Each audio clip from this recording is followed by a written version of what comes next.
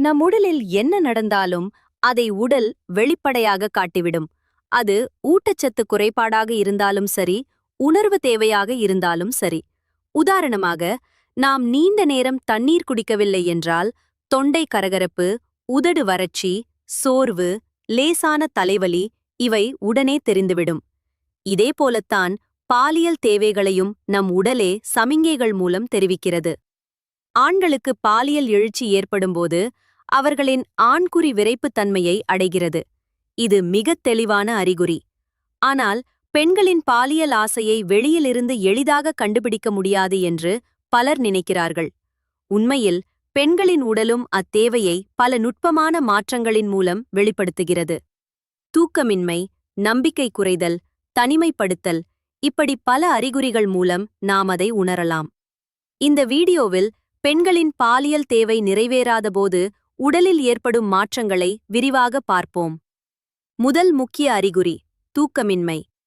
பாலியல் தூண்டுதல் ஏற்படும்போது உடலில் ஆக்சிடோசின் என்ற ஹார்மோன் சுரக்கிறது. இந்த ஹார்மோன் இன்ப உணர்வையும் நிம்மதியையும் தருகிறது. தூக்கம் என்பது நம்மை ஓய்வெடுக்கச் செய்யும் ஒரு இயற்கை செயல். ஆனால் பாலியல் உச்சநிலையை அடைய முடியாதபோது இந்த ஹார்மோன் சமநிலை குலைகிறது.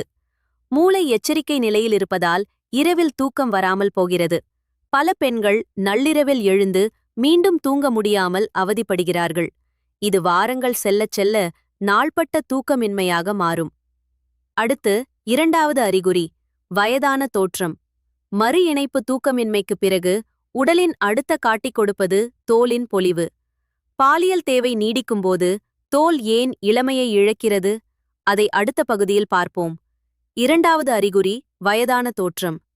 பெண்கள் நீண்ட காலமாக உடலுறவு இல்லாமல் இருந்தால் அல்லது பாலியல் ஆசை நிறைவேறாமல் இருந்தால் அவர்களின் முகத்தில் பொலிவு குறைந்து சுருக்கங்கள் முன்னதாகவே தெரிய ஆரம்பிக்கும். இதற்கு காரணம் கொலாஜன் என்ற புரதத்தின் உற்பத்தி. உடலுறவின்போது மற்றும் பாலியல் எழுச்சியின்போது உடலில் கொலாஜன் உற்பத்தி தூண்டப்படுகிறது. கொலாஜன் தோலை இறுக்கமாகவும் மென்மையாகவும் மீள்திறனுடனும் வைத்திருக்கும். ஒரு குறிப்பிட்ட வயதுக்குப் பிறகு கொலாஜன் இழப்பு இயற்கையாகவே ஏற்படும். ஆனால் பாலியல் தேவை நிறைவேறாத போது உடல் அந்த இழப்பை ஈடுகட்ட முடியாமல் போகிறது. இதனால் 30களிலேயே 40களின் தோற்றம் வந்துவிடும். மேலும் தோலின் ஈரப்பதமும் குறைகிறது. எனவே உடலுறவு என்பது இன்பத்திற்கு மட்டுமல்ல, அது தோல் இளமைக்கும் ஒரு இயற்கை ஊக்கியாகும். மூன்றாவது அறிகுறி சருமத் தளர்ச்சியும் பருக்களும். இது மிகவும் சுவாரஸ்யமான உண்மை. பாலியல் தேவை உண்டாகும்போது புரோஜெஸ்ட்ரோன் என்ற ஹார்மோன் அளவு ஏற்ற இறக்கமாகிறது. இது எண்ணெய் சுரப்பிகளை அதிகமாக வேலை செய்யத் தூண்டும். அதன் விளைவாக கன்னங்களிலும் நெற்றியிலும் சிறிய சிவப்பு பருக்கள், கரும்புள்ளிகள் தோன்றும். உடலுறவு மூலம் இந்த ஹார்மோன் சமநிலைப்படுத்தப்படும். அது நிறைவேறாத போது முகப்பரு நாட்பட்ட பிரச்சனையாக மாறும். மேலும் மார்பு பகுதியிலும் தொடைப்பகுதியிலும் தசைகள் வலுவிழந்து தளர்ச்சி ஏற்படும். இது உடலின் ஒட்டுமொத்த அமைப்பையும் பாதிக்கும். இதுவரை உடலின் வெளித்தோற்ற மாற்றங்களை பார்த்தோம். அடுத்து பாலியல் தேவை நிறைவேறாத போது மனநிலையும் மற்றவர்களோடு பழகும் விதமும் எப்படி மாறுகிறது என்பதைக் காண்போம்.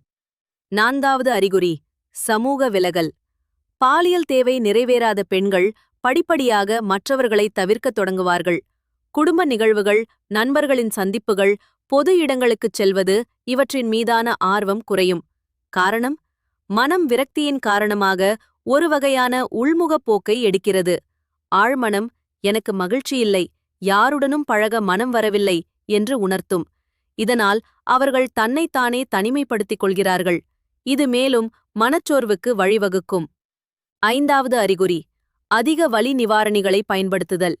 ஈஸ்ட்ரோஜன் மற்றும் ஆக்சிடோசின் ஹார்மோன்கள் பாலியல் இச்சையை அதிகரிப்பதோடு உடலின் இயற்கையான வலி மேலாண்மை திறனையும் பாதிக்கின்றன. இந்த ஹார்மோன்களின் சமநிலை குலையும்போது மூளை வலி உணர்வை பெரிதாக்குகிறது. பொதுவாக சற்று தலைவலி இருந்தால் கூட அது அதிகமாக தெரியும். மாதவிடாய் வலி, முதுகுவலி, மூட்டுவலி அனைத்தும் தீவிரமாகும்.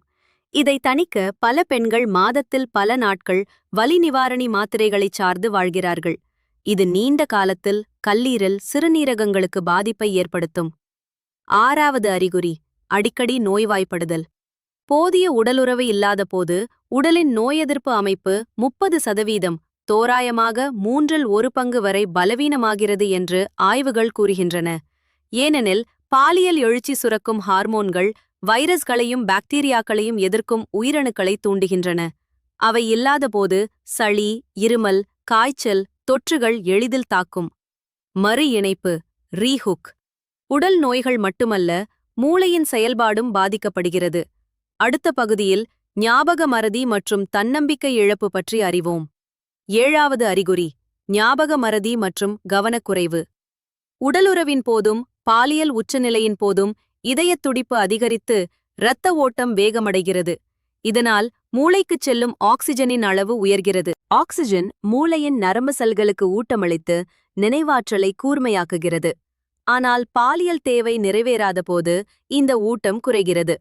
பல பெண்கள், நான் சமீபத்தில் அடிக்கடி விஷயங்களை மறந்து விடுகிறேன், வேலைகளில் கவனம் செலுத்த முடியவில்லை என்று புகார் சொல்கிறார்கள். இது வயதானதன் அறிகுறி அல்ல, அது பாலியல் விரக்தியின் விளைவாக இருக்கலாம். குறுகிய கால நினைவாற்றல் முதல் தாக்கமடையும். பெயர்கள், சந்திப்புகள், செய்ய வேண்டிய வேலைகள் இவை மறக்கத் தொடங்கும். 8வது அறிகுறி தன்னம்பிக்கை முழுமையாக இழத்தல். இது மிகவும் ஆழமான பாதிப்பு. உடலின் இயற்கையான தேவையை நிறைவேற்ற முடியாத போது மனம் ஒரு விதமான தோல்வி உணர்வை பதிவு செய்து கொள்கிறது. படிப்படியாக அந்த பெண் தன்னை குறைவாக மதிப்பிடத் தொடங்குகிறாள். நான் யாருக்கும் தேவையில்லை, என் உடல் போதுமானதாக இல்லை, என்னால் மற்றவர்களை மகிழ்விக்க முடியவில்லை என்ற எண்ணங்கள் வந்து போகும். இது மனச்சோர்வு, பதட்டக் கோளாறுகள், உணவு பழக்கத்தில் மாற்றங்கள் வரை செல்லும். இந்தச் சூழலிலிருந்து மீள பாலியல் சிகிச்சை, தம்பதியினருக்கான ஆலோசனை, ஆரோக்கியமான வாழ்க்கை முறை தேவை. இறுதிக் குறிப்பு: இந்த பதிவு உங்களுக்கு பயனுள்ளதாக இருந்தால் லைக் கொடுக்கவும். உடல்நலம் சார்ந்த மேலும் பல புதிய தகவல்களை உடனுக்குடன் அறிய சேனலை சப்ஸ்கிரைப் செய்து பெல் ஐகானை கிளிக் செய்ய மறக்காதீர்கள். மறு இணைப்பு: நீங்கள் இதுவரை படித்த அறிகுறிகள் உங்களிலோ அல்லது உங்களுக்கு தெரிந்த ஒருவரிடமோ தென்படுகிறதா? உடல் நமக்கு அனுப்பும் சமிக்ஞைகளை புரிந்து கொள்வது ஆரோக்கியத்தின் முதல் படி.